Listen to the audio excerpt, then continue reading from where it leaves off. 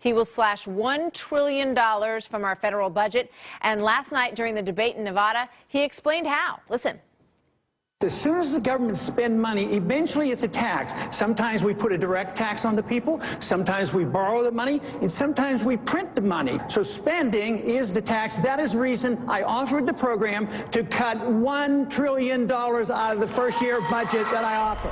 You hear the huge applause for that idea. I'm joined now by Texas Congressman and presidential candidate Ron Paul. Good morning to you, sir. Good to have you here today. Good morning. Good. Thank so you. How did you think it went last night for you and just overall in terms of the tenor of the evening? Well, I think very well, and I think the debate was run well because I think there was a better balance on time. There are some events I don't get as much time, and I felt like I had a fair amount of time to express myself. You know, let's go through some of the ideas that you have for cutting $1 trillion from the U.S. budget if you're elected. It would be to eliminate the Education Department and the Energy Department, the Commerce Department, Interior, and also Housing and Urban Development. Some of those would get some cuts to their agency budgets, cuts to EPA, cuts to FDA. Eliminate foreign aid was also among your ideas, and to cut defense as well.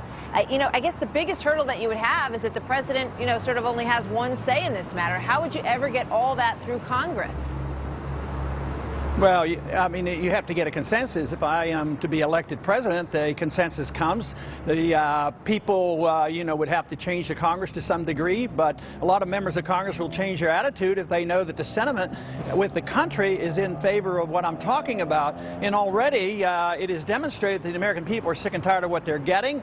They're out on the streets right now. I mean, we're in the midst of a worldwide debt crisis. It's a sovereign debt crisis that if we don't deal with it, it's going to be catastrophic. And I don't think people realize how serious it is, and that's why I think it takes a serious approach. And quite frankly, I think the economy is going to blossom if we just get the government out of the way and quit spending this money and let the people spend their money. So I believe this is beneficial to all of us. Yeah, some of the most animated response came to the idea, though, of cutting the defense budget. I want to replay something from last night from Newt Gingrich and get your thoughts on what he had to say about that. I helped found the Military Reform Caucus. I'm a hawk, but I'm a cheap hawk. But the fact is to say I'm going to put the security of the United States up against some arbitrary budget number is suicidally stupid. Suicidally stupid, he says that would be. What say you, Mr. Paul?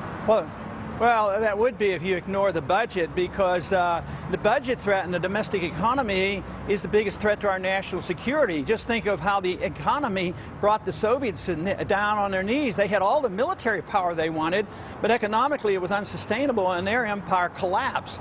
So I would say that he's looking at the wrong problem. And besides, it's wrong to equate military spending with defense. I don't want to cut defense. I want a better defense, a stronger defense, but I want to defend this country. I don't want to defend the borders between Afghanistan and Pakistan. I want to defend the borders between Mexico and the United States. And there's a big difference of defending this country in spending endlessly. But I think it shows a lack of understanding of economics if they think that they can spend money endlessly, that the budget doesn't matter, and that you can run up these deficits. We're in the midst of a worldwide sovereign debt crisis, and we better come to realize how serious it is. Or it may be right in front of us, I think a lot of people would say. So let's talk about, you know, rather than going after the entitlements, you're putting your focus more on government bureaucracy and eliminating departments, eliminating government spending. How do those numbers add up in terms of getting rid of those departments? Obviously, you'd lose a lot of jobs. I saw a number in the 200,000 range for jobs lost if you cut all those departments. You know, but how does that sort of, you know, how much does that get us where we need to be, I guess, without tackling entitlements? Eventually you do, but you don't put them out immediately. A lot of those jobs are eliminated through attrition. So as the economy grows, then these numbers are absorbed. We sent 5 million people home after World War II, and the economy was blooming, and they were absorbed easily. So if you could correct the economy, a couple 100,000 are necessary for the workforce that are transferred from government employees to private employees. But the plan that I have does not put them out immediately. It's through attrition over a 3, 4, 5-year period of time because it's gradual. The balanced budget comes in 3 years. But the first year, to show the whole country that we're serious, we cut $1 trillion of all this unnecessary bureaucratic spending and get us back to a constitutional government. And I think the people are with us on this. This is why there's demonstrations in the streets. What I'm trying to do is prevent the violence that we're seeing in the European streets, and just look at what's going on in Greece. So the world is threatened with the same problem as Greece is, and I'm trying to prevent that from happening here. But isn't some of that a reaction to some of the programs that have been cut? And that's quickly, if you can, sir. But once you start cutting these things, people start to get very upset when those checks aren't coming in the mail.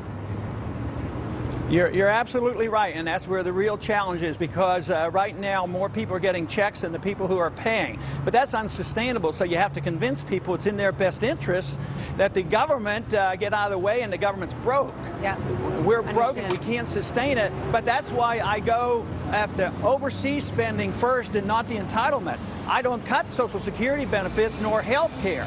At the same time, I can find enough cuts where we can work our way out of this. If not, everybody loses, because we're going to have runaway inflation and all these programs are going to go broke, and it won't work. Congressman, you have spent your career talking about this, and you have a bigger stage to talk about it now than you ever have before, and it's putting that all on the table. So we appreciate you being with us today, sir. Thank you very much. Thank you. You know what he says every time? He says, time is catching up to me. Yeah. Because I've been talking about this. I've been talking about this my whole career. Exactly. That's right.